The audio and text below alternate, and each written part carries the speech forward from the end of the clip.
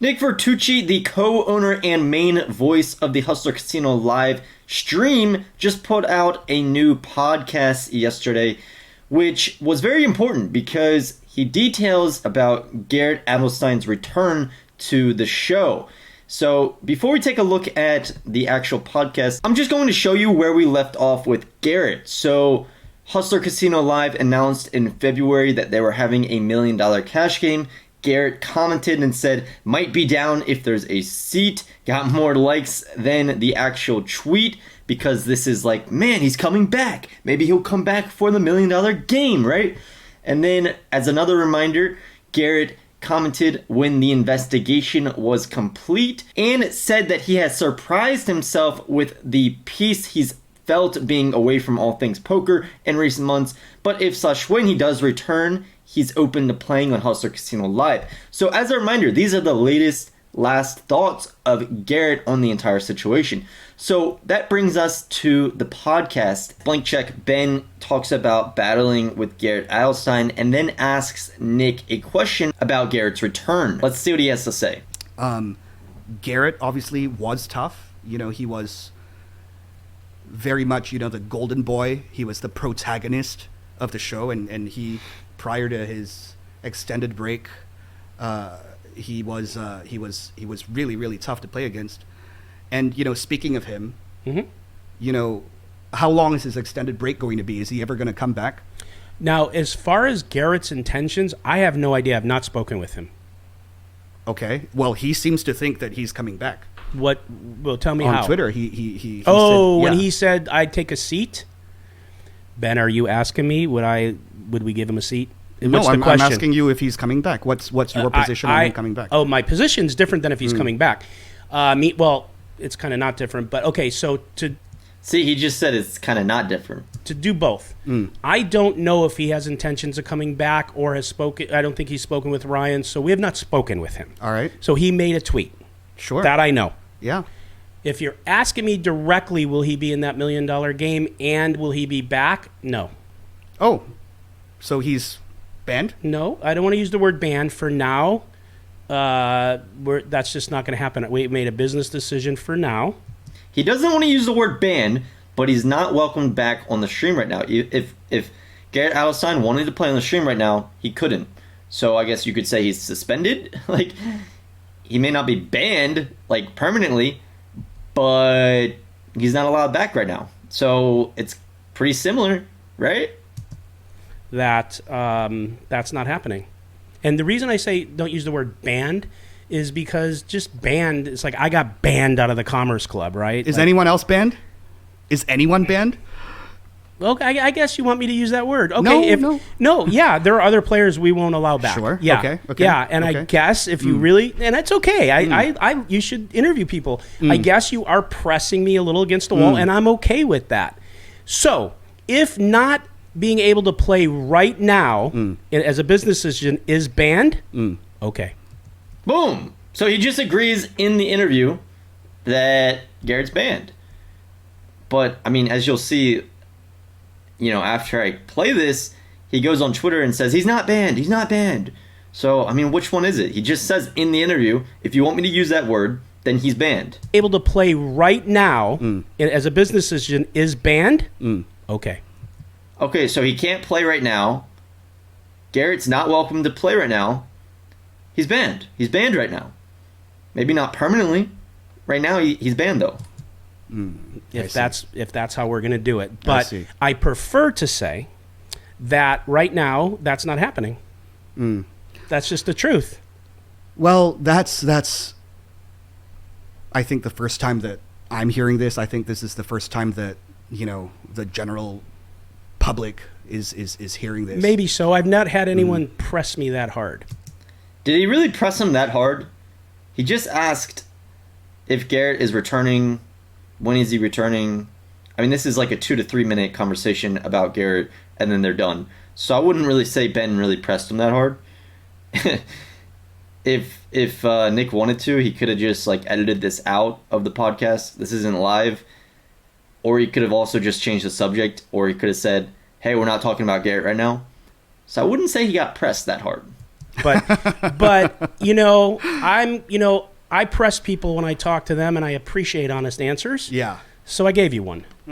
So fair enough. They could clip that out, and anyone who wants to talk. Was about that a it, tough decision for you guys? Yes, yes. And I'm going to tell you why. Okay. I like Garrett. Meaning, I don't have any angst against Garrett. I believe his intentions a lot of times are good. He's been very kind to me. I've said this on other podcasts. He did not, and I'm not saying it was intentional, but he did not do us any favors during this incident. So the guy that thought he was cheated for, over $100,000 did not do you guys any favor by, telling his beliefs, right? He thought he was cheated, and he told everyone he thought he was cheated, and of course he's not going to do you guys favors. I mean, what's he going to do? What's a guy going to do that thinks he was cheated, right? I mean, it is what it is. What I mean by that is, I could see, I said this in the moment, having that thought process and digging in. But after the dust cleared, there was a lot of comments and things written. And by those implications that we have not found to be true, it labeled us as either we have a weak link, we allowed something, we knew, whatever it was. Well, technically, you did have a weak link. This guy, Brian Bigsby or whatever, that stole from Robbie's stack on the day of the cheating scandal, right? So technically, Garrett did help you guys find someone that was a thief in your company, right? This guy that stole money from the players. I mean, that's a pretty big deal. So you got to credit him for that. And I mean, you got to credit him for believing in what he believes, right? If he thinks he was cheated, he's sticking to his guns even after the investigation found nothing. I mean, it's hard to say what you would actually do if you were in that situation, right? Garrett stuck to his guns, hasn't played on stream in months. He's losing out on millions of dollars probably by not playing on stream. Lots of people like to make fun of Rampage for taking all of Nick Airball's money, and they're like, this could have been you, Garrett. And so because of that, it enhanced this for more weeks and weeks. And I think that was, I don't want to say self-serving, but that was his stance, and that was what's best for him at the time. Sure, yeah. So that's okay. And so that's what I have to say about that. And I really mean when I say it's not personal, it's business. Yeah, right? Sure. And if I'm going to be honest with you, a lot of the players now are playing deeper. So if it's not personal, it's business, why even mention the fact that Garrett made it hard for you guys after the investigation was complete? He did some things that were self-serving. That sounds kind of personal to me. I don't know. Absolutely. Right? Have you not noticed the game's playing deeper? Absolutely. Because Garrett's not 100%. there. Right? So there's more action. People are playing deeper, and more people are willing to play. And so, that's just what's happened. And it happened organically because of that incident. So sometimes things happen. No, and I think that, you're absolutely right. The show is bigger than any one person. It is. It wasn't before, and some people had made that real clear. And so who he's talking about is Eric Persson here. Eric Persson once called Nick Vertucci and Ryan Feldman when Mr. Dr. Batman was playing on stream, and he had Mr. Dr. Batman removed from the stream, removed from the game while he was playing, because Eric Persson was upset with Dr. Batman. And they literally removed Dr. Batman from the game. They just removed him from the game. You guys remember this? So this is what they're talking about, right? The game is not based off of one person, but it kind of is if you are Eric Persson compared to someone smaller like Dr. Batman. Obviously, Eric Persson brings in a lot of business, a lot of people like, Mr. Keating and all these other high-stakes regulars that play on the show. And Eric Persson is a huge gambler as it is. He makes for very good streams. So they literally removed Dr. Batman at the time because Eric Persson wanted him removed. So to say the show is not about one person, well, kind of is. And we had to jump through a few hoops and be on our toes, but now that's not the case. Sure, yeah. It goes on. I'm not playing this week. Who cares? It doesn't matter. It goes on. No, I mean, right? it's better with you, but I get Yeah. what you mean. Yeah, of course. So Ben, with that said, So they're done talking about it. It was about 3 or 4 minute conversation. Really not long. So this is what Garrett saw. Well, you'll probably want to watch this one. And we see Garrett respond saying, quote, "Make no mistake, I have chosen to avoid all poker streams for the last 6 months, not the other way around, and my life has been awfully blissful in the interim. I still may hop on a stream I trust later, but until then, stay thirsty and keep using my name for clicks. I'll help." He shows the tweet by Nick Vertucci. If you haven't seen the video I made about Garrett, there it is. I went ahead and added that and said, here for my clicks. It's gotten a lot of likes, a lot of views. It's helping me out. And then we see someone say, quote, "This was done for clicks. Nick's podcast is pre-recorded and edited." So the argument that he was, quote, pressed doesn't hold water. Add to that poker.org being tipped off prior to the episode being uploaded. One could argue this should have been communicated privately. Garrett says bingo. So Garrett understands that quite a bit. Another person said, "Steals 135K, leaves community for 6 months, claims blissful life, says he doesn't trust stream despite asking for maybe a seat to $1 million game, claims people are thirsty for his name/clicks, go on." Garrett talks about poker.org being tipped off. If we take a look, this is the article. The article came out on March 20th, 1:50 p.m. EST. And then the podcast was released on 12:40 EST. This is 9:40. I'm in PST, so this is 3 hours ahead. 12:40, and then there's 1:50. So about an hour after Nick Vertucci released the podcast, they released this article. So it would seem that they were tipped off because this is just like really quick after the podcast. And the main thing that I noticed from this article is this. So poker.org spoke to Vertucci before the podcast episode dropped today, and he shared what went into the decision. Quote, "There's a number of reasons behind our decision," Vertucci said. "For one, our players don't want him back, and you can see that our games have grown even larger. Players are buying in deeper because Garrett is not there. So, there's more action, which makes the pots bigger and more exciting." Vertucci told Poker.org there is no ill will behind the decision and that the choice was based on business. Quote, "I've always called Garrett a friend, and I truly wish him and his wife the very best during the birth of their child," Vertucci said. "This is hard on all of us, but he didn't do us any favors by leaning hard into the position he held and still believes that he was cheated, even after an extensive investigation found no evidence of wrongdoing. I hesitate to use the word banned in regard to having Garrett back on the show. Maybe things will change down the line. We will never say never." And then we go to the Poker News article and we get some more information from what Nick Vertucci said as Poker News talked to him on Monday, the day that he released the podcast. So he says, quote, "We have no hard feelings towards Adelstein," Vertucci said. "We wish him the best. It's not personal." Vertucci said he wasn't opposed to bringing longtime star of Los Angeles live stream poker back. In fact, he initially proposed the idea of having Lou and Adelstein both on the same episode. That would almost certainly attract a massive audience, and getting views is what pays the bills. But Feldman saw it differently. As a matter of fact, I even told Feldman, why don't we have them both on and we get a ton of views? And he said, "I don't care about the views. I'm not doing it," Vertucci said. Vertucci reiterated that he has no ill will towards the former star of his show. He explained that it was a business decision and that as a friend and business partner with Feldman, he supports his decision. And then we go down a little bit farther. They say, will Adelstein make his return to Live at the Bike instead? They said, "When Garrett decides he wants to play live stream poker again, we look forward to having him." Houston Curtis, Live at the Bike's executive producer, told Poker News. So we then go to the responses that Garrett received by Nick Vertucci. And he said, quote, "Fair enough, I get it, and it's fair, although I will say I was pressed and gave an honest answer. You are not banned, but the business decision Ryan made because of lineups and players wanting to play deeper was his decision, and I was being honest when asked." He also responded by saying, quote, "And to think I watered it down. Thanks for the help, though."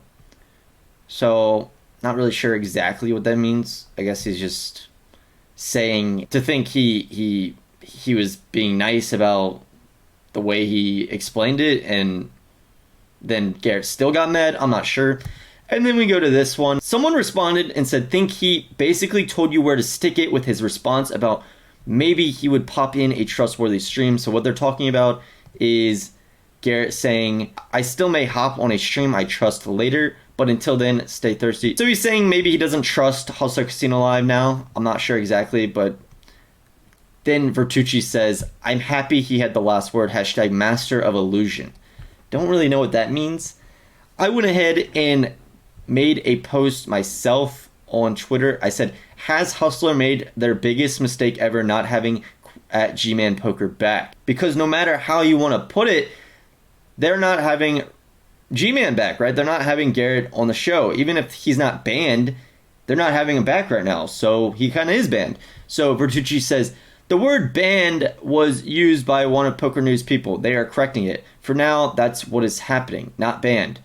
I said, thanks for the clarification. I understand he may not be banned, but he's currently not allowed back according to your podcast. After the investigation was complete, you previously said he was welcomed back. Just trying to understand the change. And then Ryan Feldman pops in and said, building lineups for our show is more complex than most realize. It can't be explained fully in limited characters here, but it's just much more complex than you could imagine.